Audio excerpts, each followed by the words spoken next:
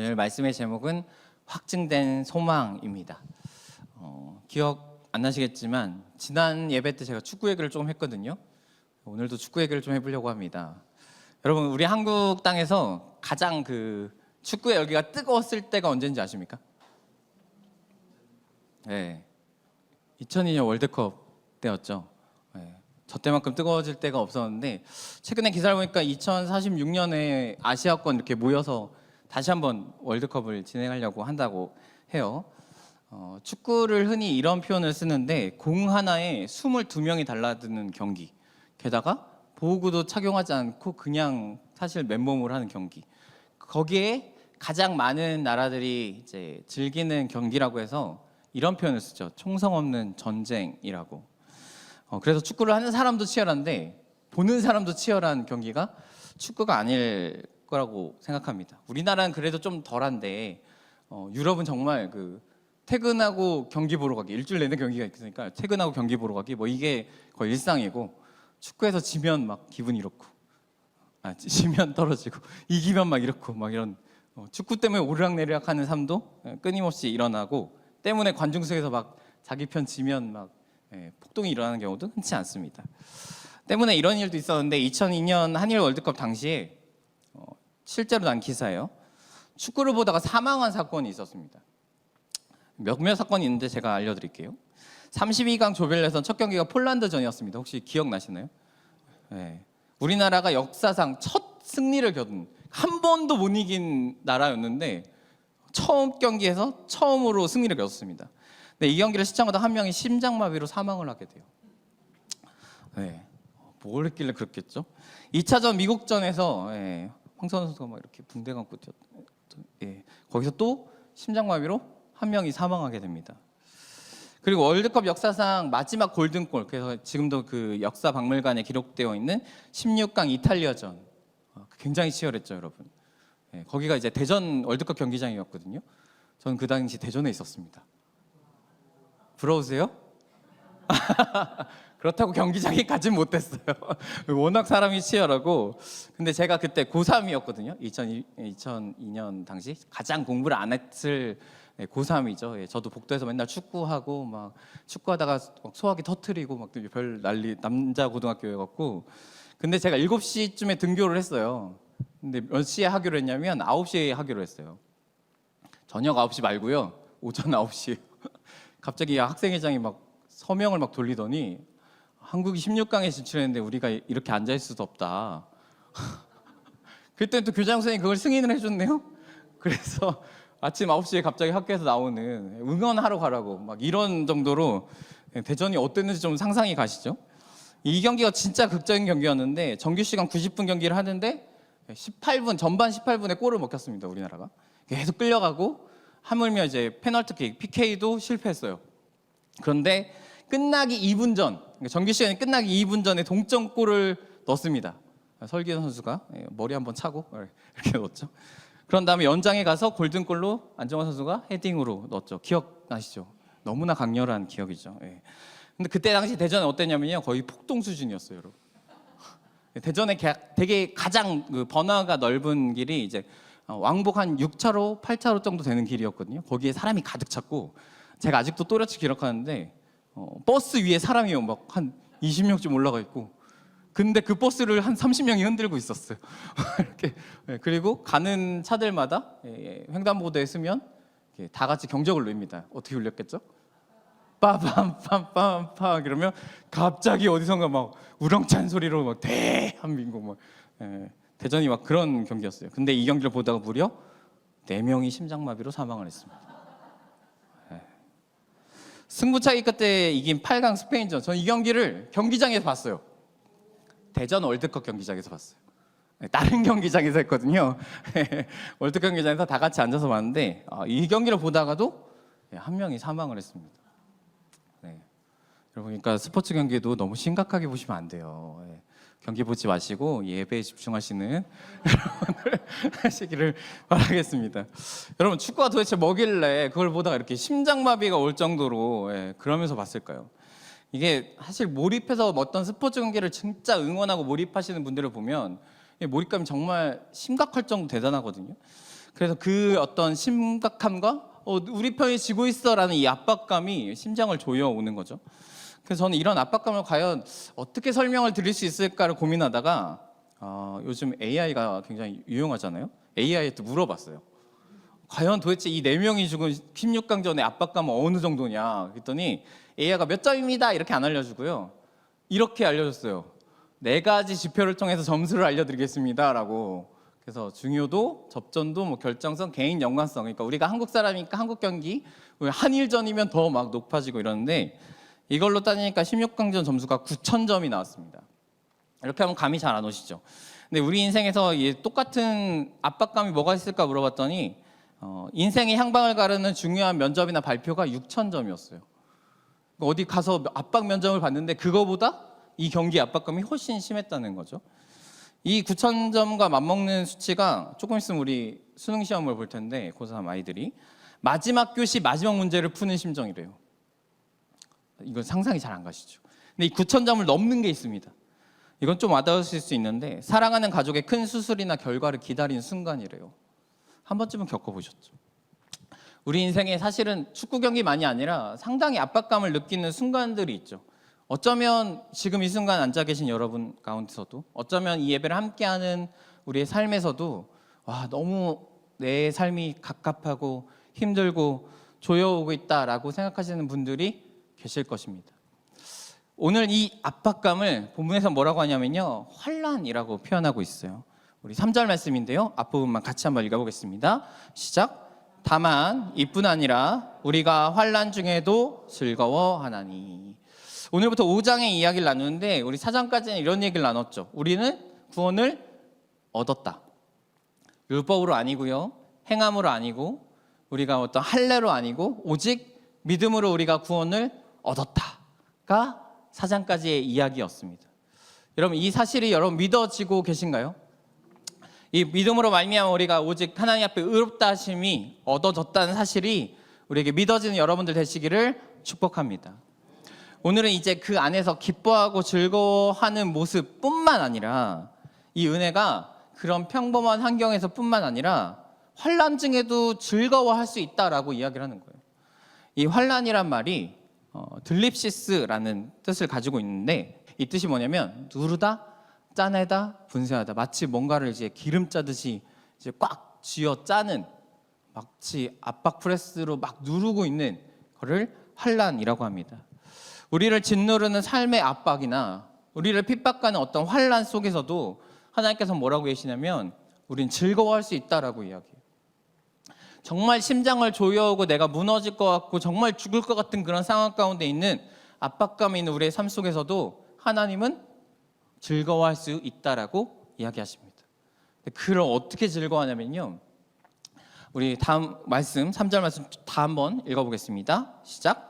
다만 이뿐 아니라 우리가 환난 중에도 즐거워하나니 이는 환난은 인내를, 환난을 지켜갈 수 있는, 환난 가운데서 우리가 살아남을 수 있는 첫 번째 방법은요, 인내하라고 말씀하세요. 인내의 뜻이 뭐냐면 그 압박 밑에 남겠다라는 뜻이에요. 내가 그 압박을 피해가겠다, 내가 이 환난을 벗어나겠다, 도망가겠다라는 뜻이 아니라 이 압박을 견디면서 그 자리에 머물겠다라는 뜻을 가지고 있습니다. 여러분, 우리 그리스도인들은요, 환난을 피하는 자가 아니고요, 이 환난에 맞서는 자인 줄로 믿습니다. 여러분, 그런데 이 이야기 어디서 많이 들어본 것 같지 않으세요? 주일날 들으셨잖아요. 그래서 제가 분명히 설교를 주일 전에 썼거든요. 그래서 주일날 말씀을 들으면서 너무 놀랐어요. 목사님께서 머무르다 이렇게 인내에 대해서 말씀하실 때 설교를 바꿔야 하나? 라는 생각이 들다가 다르게 생각했습니다. 왜냐하면 목사님도 야고보서를 순서대로 가고 계시고 저도 로마서를 순서대로 가고 있거든요. 이 타이밍에 이 말씀을 똑같이 하나님께서 하신 이유는 분명히 들을 자가 있구나. 이 시간 만약 환난 가운데 있으신 분들이 있다면, 혹 이 압박에 무너지고 계신 분들이 있다면 인내하실 수 있기를 축복합니다. 도망가는 것이 아니라 그 자리에 머무는 것, 그것이 우리가 해야 할 일인 줄로 믿습니다. 세상에 이런 말이 있어요. 내가 진짜로 하고 싶은 일을 찾는 방법에 대해서 여러 가지 제안을 하는데 그 중에 한 가지가 이렇다고 이야기합니다. 같이 한번 읽어볼까요? 만약 환경이 좋지 않아도 모두가 반대하고 삶이 어려울지라도 그 일을 할 것인가. 이건 사실 목회자로서 제가 신학대학원에 면접 볼 때도 들었고요. 면접 보고 학교를 다니면서도 끊임없이 들었고요. 목사 안수를 받으면서도 들었습니다. 현배 목사님들이 저한테 와서 이렇게 얘기했어요. 야, 이 길이 가면 갈수록 암흑인데 정말 이 길을 가려는가? 라고 저한테 많이 물어보셨어요. 그러면서 이런 질문을 던지셨습니다. 정말 그 길이 힘들어도, 정말 그 길이 어려워도 그 일을 할 것인가? 내가 편해서 이 길을 가는 게 아니라 어려울지라도 나는 이 길을 갈 것인가? 사실 이거는 우리의 모두의 삶에 던져봐야 될 질문이 아닐까 싶습니다. 환경이 편할 때는요, 누구나 할 수 있어요. 그러나 환경이 어려워졌을 때 진짜가 드러나는 법입니다. 우리의 믿음도요, 환경이 편할 때는 누구나 잘 믿는 것 같거든요. 근데 정말로 이 압박감이 오고 정말로 이 환경이 어려워졌을 때 과연 우리의 믿음이 진짜인가를 보여줄 수 있는 기회인 것입니다. 그것이 고난일 때, 그것이 환난일 때 과연 내 믿음은 진짜였는가? 나는 그럼에도 불구하고 내가 하나님 앞에 설 것인가? 여러분, 이 고민이 오늘 여러분 안에 온전히 남기를 축복합니다. 그리고 그 고민의 답이 그럼에도 불구하고 내가 하나님을 믿겠습니다 라는 정답으로 나아가시는 여러분들 되시기를 축복합니다. 그런데 이 인내가 그냥 내가 그 자리에 머물겠다, 버티겠다에 끝나는 것이 아니라 인내는 연단으로 나아갑니다. 우리 다음 말씀 함께 읽겠습니다. 인내는 연단은 소망을 이루는 줄을 알미로다. 이 연단은 바라보다라는 뜻을 가지고 있어요. 근데 이렇게 생각하면 어디 멀리를 바라보는 것 같은데 사실 연단은 금속을 만드는 사람이 그 금속을 바라보고 있다라는 뜻을 가지고 있습니다. 그러니까 그 금속이 반응이 어떤지, 이 금속이 지금 잘 만들어 가고 있는지 이런 것들을 그 세공업자가 보고 있는 것이죠. 연단은 금속이 벽안에 가는 그 과정을 의미합니다. 인내하며 버티는 것만을 하나님께서 얘기하는 것이 아니라 어디서 희망을 얻냐면요, 지금 우리는 나아가고 있다라는 거예요. 내가 버티고 있는 것에서 끝나는 게 아니라 나는 지금 연단되고 있다라는 것입니다. 그래서 이 연단은요, 우리에게 인내가 그냥 버티는 것으로 끝나지 않음을 이야기해요. 우리는 버티고 있는 것뿐만 아니라 우리는 버티면서 지금 나아가고 있습니다.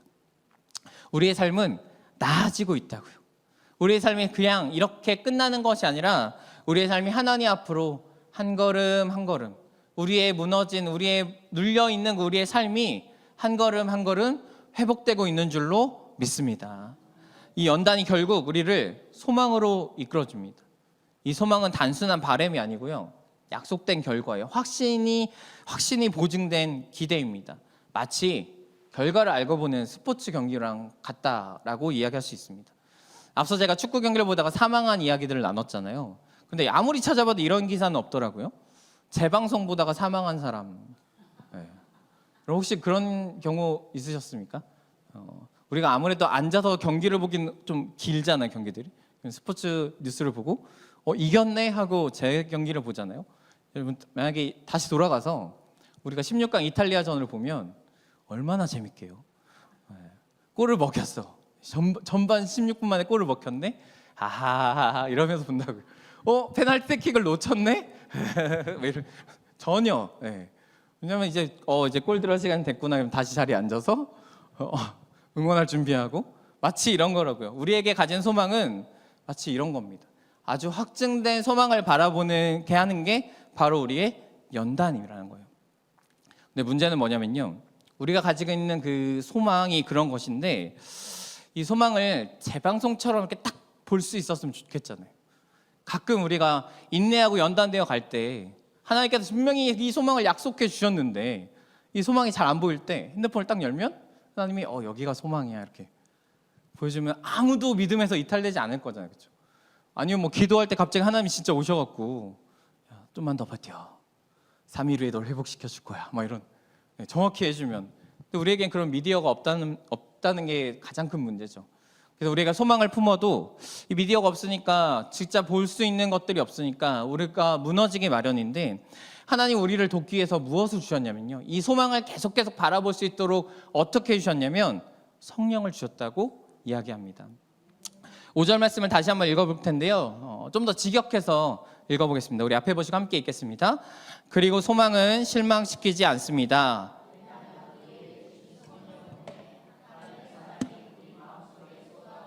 기 때문입니다. 우리가 갖는 소망이 무너졌을 때 누가 도와주시냐면 성령께서 우리 안에서 도와주신다라고 약속하고 계십니다. 여러분, 우리의 마음이 연약해졌을 때 내가 인내하고 연단되는 것도 알겠는데 그럼에도 불구하고 버티기 힘든 순간들이 있지 않습니까? 그때 우리가 뭘 해야 되냐면 성령을 구해야 될 줄로 믿습니다. 성령이 우리 가운데 오셔서 다시 한번 이 소망을 일으켜 주시는 거예요. 다시 한번 우리에게 하나님의 그 놀라운 소망에까지 갈 수 있도록 힘을 주시는 것이 우리의 성령 하나님이신 줄로 믿습니다. 오늘도 이 성령을 구하시는 여러분들 되시기를 축복합니다. 성령께서 오셔서 무엇을 우리에게 주시냐면 하나님의 사랑이 우리 마음속에 쏟아 부어진다라고 이야기해요. 그러니까 우리 안에 하나님의 사랑이 부족하고 그 사랑이 연약해졌을 때 성령께서 오셔서 우리에게 다시 한번 사랑으로 말미암아 우리에게 소망을 보게 하신다라고 이야기를 합니다. 근데 이 사랑이 어떤 사랑이냐면요, 8절 말씀 같이 읽겠습니다. 우리가 아직 죄인 되었을 때에 그리스도께서 우리를 위하여 죽으심으로 하나님께서 우리에 대한 자기 사랑을 확증하셨느니라. 아멘. 하나님의 사랑이 없다면 우리의 인내도, 우리의 연단도, 그것을 견디며 가는 소망도 다 헛것이에요. 근데 하나님께서 말씀하십니다. 하나님께서 우리를 확실하게 사랑하셨다고, 그 사랑이 반드시 있다고, 이 세상에 내가 그 사랑을 보여줬다라고 이야기하십니다. 그걸 어떻게 해요? 우리를 위하여 죽으심으로. 여러분, 하나님은요, 우리를 그냥 말로만 사랑하셔도 충분하신 하나님이신데 이 땅에 찾아오셨고요, 우리와 함께 사시고요, 또 우리를 위해 죽으시고요, 다시 부활하심으로 그 사랑을 우리에게 확인시켜 주신 줄로 믿습니다. 주님의 살아계심이 우리에게 그 사랑의 증거이고 주님의 살아계심이 우리에게 그 사랑의 힘이 되어 주시는 줄로 믿습니다. 그런데 그때가 언제냐면요, 첫 구절에 이렇게 써 있어요. 우리가 아직 죄인 되었을 때. 여러분, 하나님이 우리를 언제 사랑하셨냐면요, 우리가 아직 죄인 되었을 때 사랑하셨대요. 이 말을 바꾸면 이렇게 됩니다. 우리가 정말 하나님 앞에 아무 쓸모가 없을 때 하나님이 우리를 사랑하셨대요. 우리를 구원하시고 우리를 사랑하셔서 우리에게 어떤 이득도 취할 수 없을 때, 어쩌면 우리가 하나님 앞에 정말 어마어마한 해가 되는 그때에도 하나님 우리를 사랑하셨다라고 이야기를 하십니다. 여러분, 이 사실을 믿으십니까? 우리가 예배하지 않을 때도, 우리가 하나님을 찬양하지 않을 때도, 우리가 하나님을 모른다고 부인할 때도 하나님 우리를 사랑하셨다라고 이야기하세요. 그렇다면요, 이 사실이 믿는다면요, 우리가 예배하는 이 순간, 내가 예배자가 된 이 순간, 내가 하나님을 믿는다고 고백하고 성도가 된 이 순간, 내가 하나님을 찬양하고 예배하는 삶을 사는 이 순간, 하나님 우리를 사랑하지 않으시겠습니까? 하물며 더 사랑하지 않으시겠습니까?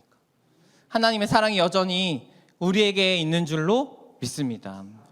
우리가 죄인임을 인정하고 하나님 앞에 회개하고 내가 그 하나님을 잘 믿겠노라고 결단하면서, 또 때로는 환난 가운데 우리가 이 어려움들을 견뎌가는 이 상황 속에서 하나님 우리를 더 사랑하여 주실 줄로 믿습니다.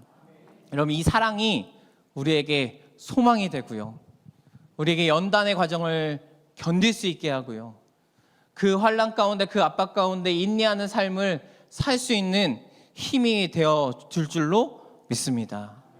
여러분, 혹시 여러분의 삶에 이 정말 심장을 조여하는 압박감과 그 어려움들이 있을 때 이 복음의 메시지로 돌아가시기 바랍니다. 하나님이 여러분을 사랑하십니다. 이 사랑이 우리에게 소망이고요, 이 사랑이 우리에게 힘이고요, 그 사랑이 부족할 때 성령을 의지하면 다시 한번 이 사랑을 불릴 듯 우리에게 일으켜 주실 줄로 믿습니다. 기도하겠습니다.